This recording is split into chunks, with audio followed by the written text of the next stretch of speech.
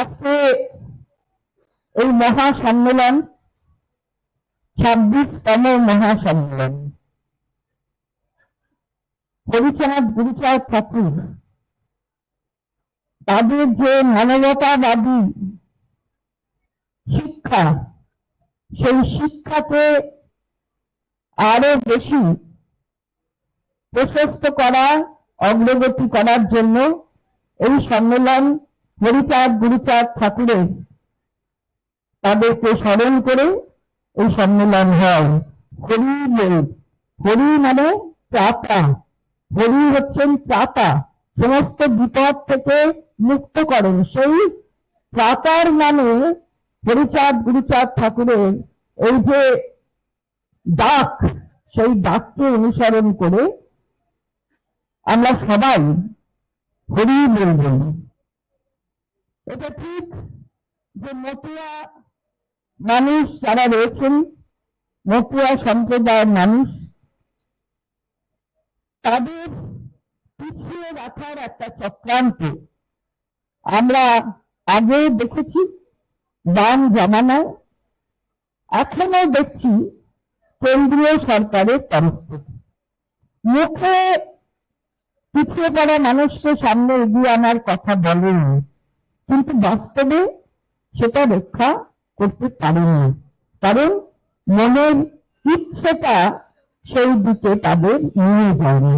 তাই ইচ্ছে না থাকলে কোনো কাজ করা যায় না।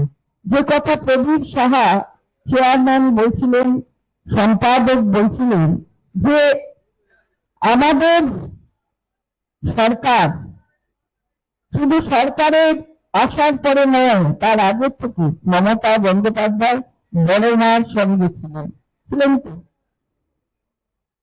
তাহলে শুধু সরকার, শুধু ক্ষমতা, তার জন্য মানুষকে ভুল বোঝানো তা নয়।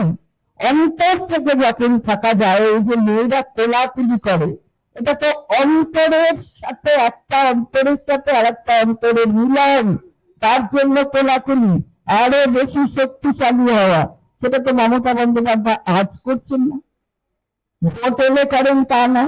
তিনি যখন বিরোধী দলের নেত্রী তখন থেকেই তিনি এটা করেন।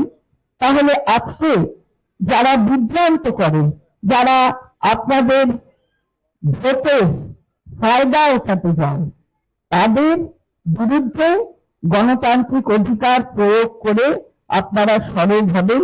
এটাই চেয়ারম্যানে আবেদন করেছেন, আমিও সেই একই আবেদন করছি। এখানে তৃপ্তি আছে, এই 9 নম্বরের পৌর প্রতিনিধি নিবিলা আছে, নির্মিতা আছে, এখানে পৌর প্রধান স্বপ্না আছে, তনয় আছে, সবাই রয়েছে এখানে, যারা যারা আছে সবাই রয়েছে, এবং আমাদের অনেক মহিলারা এখানে গানও করলেন, উদ্বোধনী যে সঙ্গীত হলো। আমি সবাইকে অনেক শ্রদ্ধা জানাই। গণতন্ত্র বলে যে অধিকার প্রতিষ্ঠা করতে হবে। চেয়ারম্যান বলছিল যে লড়াইটা কে করলেন, আপনাদের একটু বুঝতে হবে যে মমতা বন্দ্যোপাধ্যায় সর্বোচ্চ আদালতের কাছে গেছে। তিনি কি বাংলার মুখ্যমন্ত্রী হিসেবে এই আবেদনটা দাখিল করেছিলেন? উত্তর হলো না। তাহলে কি তিনি আমাদের দলের সভানেত্রী হিসেবে দাখিল করেছিলেন? উত্তর হলো না। তাহলে কি হিসেবে দাখিল করলেন? তিনি একজন নাগরিক, সাধারণ নাগরিক বাংলার, সেই বাংলার নাগরিক হিসেবে সেই সুপ্রিম কোর্টে দাখিল করেছিলেন, এবং তাতে তার যুক্তিকে সংযত মনে করে তারা তাতে মাননীয় সুপ্রিম কোর্ট পুরো যে ভোটার লিস্টের ক্ষমতাটা ইলেকশন কমিশনের কাছ থেকে নিয়ে জুডিশিয়ারির হাতে দিয়েছে, বিচার ব্যবস্থায় দিয়েছে। মমতা বন্দ্যোপাধ্যায় নাগরিক হয়ে যখন আওয়াজটা তুলেছেন গিয়ে সুপ্রিম কোর্টে, তিনি বলেননি যে আমার দলকে ভোট দেয় যারা, তাদের জন্য অধিকার রক্ষিত হোক। তিনি কিন্তু সকলের অধিকার প্রতিষ্ঠা করার জন্য বলেছেন। আপনারা দেখেছেন ঠাকুর হরিচাঁদ ঠাকুর, গুরুচাঁদ ঠাকুরকে আমরা সবাই শ্রদ্ধা করি। আমরা মতুয়া ধর্মাবলম্বী মানুষদেরকে সঙ্গে নিয়ে এই নিউ ব্যারাকপুরের উন্নয়ন করতে চাই। এবং এই উন্নয়নের ধারা আমাদের চলছে। মঞ্চে যিনি বসে আছেন মাননীয়া চন্দ্রিমা ভট্টাচার্য, তার আর্থিক সহযোগিতায় আমরা এই মন্দিরের বাইরের অংশের ডেভেলপমেন্টের কাজ করেছি। আমরা এই কামনা সাগর যে পুকুর সেটাকে সংস্কার করেছি এবং গত 17 তারিখ হরিচাঁদ ঠাকুরের জন্মদিনের দিন এই কামনা সাগরে আমি নিজে এসেছি। হাজার হাজার মানুষ এখানে স্নান করেছেন।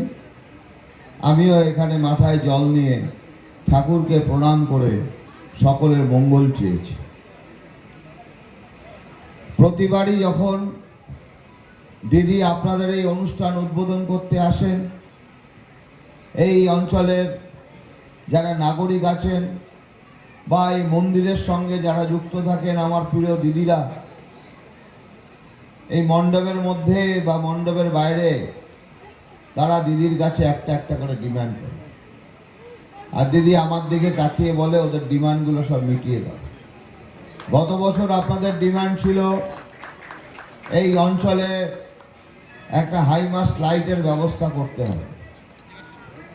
আমরা আমাদের মাননীয় মুখ্যমন্ত্রীর কর্মসূচি আমার পাড়ায় আমার সমাধানের মধ্যে দিয়ে এখানে হাইমাস্ট লাইটের ব্যবস্থা করে দিয়েছি। এই মাঠ এখন আলোকিত।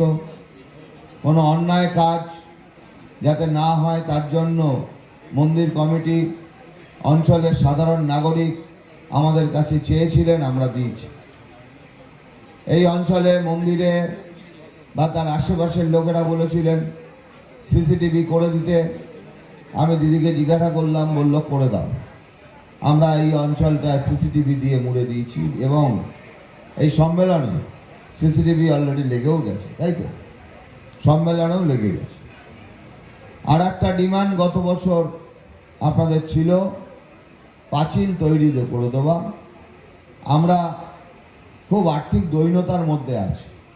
কেন্দ্রীয় সরকার আমাদের টাকা বন্ধ করে দিয়েছে। তা সত্ত্বেও আমরা এই এস্টিমেট আমাদের কমপ্লিট। আমি আপনাদের কথা দিয়ে যাচ্ছি, নির্বাচনের পরে যে বর্ষার পরেই পুজোর আগে আমরা এই পাঁচিলের কাজ শুরু করব। আজকে দিদি মন্দিরে আসলেন, হরিচাঁদ গুরুচাঁদ ঠাকুরের পাদর্ঘ্যে তিনি পুষ্প বিতরণ করলেন। আমাদের দিদিরা বললেন আমাদের কি কষ্ট, মন্দিরের ছাদ নেই। দিদি আমায় বললেন ওদের মন্দিরটা গরম, ছাদের ব্যবস্থা করো। দিদির কথায় আগামী কয়েক মাসের মধ্যে আমরা এই মন্দিরটার ছাদের ব্যবস্থাও করে দিয়ে যাব। দিদির সামনে দাঁড়িয়ে এই কথা আপনাদের সবাইকে বলে দেব। তাহলে বিশ্বাস আর ভরসার নাম চন্দ্রিমা ভট্টাচার্য। ভুল না ঠিক? ঠিক তো? একটু জোরে বলুন তো। ঠিক। তাহলে সেই মানুষটা এখানে এসে বসেছে। আর 2016 সাল থেকে 2021 আমরা এই মানুষটাকে এই অঞ্চল থেকে জেতাতে পারিনি। আমাদের গণতান্ত্রিকভাবে ওনাকে আমরা হারিয়ে দিয়েছিলাম, কিন্তু কোভিডের সময় আমরা কাউকে খুঁজে পাইনি। উনি প্রতিদিন এখানে এসছেন। তৎকালীন চেয়ারম্যান তৃপ্তি মজুমদার এবং আমাকে, সুখেন্দা আজকে নেই, তিনি চলে গেছেন, প্রতিনিয়ত আমাদের পরামর্শ দিয়েছেন মানুষের পাশে থাকতে হবে, সেফ হোম তৈরি করতে হবে। বললেন প্রবীণ মানুষরা রাস্তায় বেরিয়ে বাজার করবে না, বাজার পৌঁছে দাও। আমরা করলাম। অনেক মানুষের বাড়িতে রান্না করার লোক নেই, বলছে খাদ্য বানিয়ে পৌঁছে দাও। আমরা করলাম। তখন কিন্তু চন্দ্রিমা ভট্টাচার্য এই অঞ্চলের বিধায়ক ছিলেন। এই অঞ্চলে যিনি বিধায়ক ছিলেন তাকে আমরা এই ধরনের কোনো সেবামূলক কাজে পাইনি। তারপরেও এই অঞ্চলের নাগরিকদের আমাদের প্রতি অভিমান। তারা নিঃশর্ত নাগরিকত্বের দাবিতে পর পর তারা কখনো চন্দ্রিমাদিকে, কখনো সৌগত রায়কে এই অঞ্চল থেকে হারিয়ে দিল। আমাদের কোনো আপত্তি নেই। আজ যাদের আপনাদের সহজ সরল হৃদয়ে, আপনারা যাদেরকে বিশ্বাস করলেন, তারা কিন্তু পিছন থেকে আপনাদেরই ছুরি মারল। আর আপনারা যাতে বেশি ছুরিকাহত না হন, তার জন্য যাকে আপনারা ভুল বুঝেছিলেন, সে গিয়ে সুপ্রিম কোর্টে সওয়াল করলো যে সমস্ত মানুষের নাম রাখতে হবে ভোটার লিস্টে।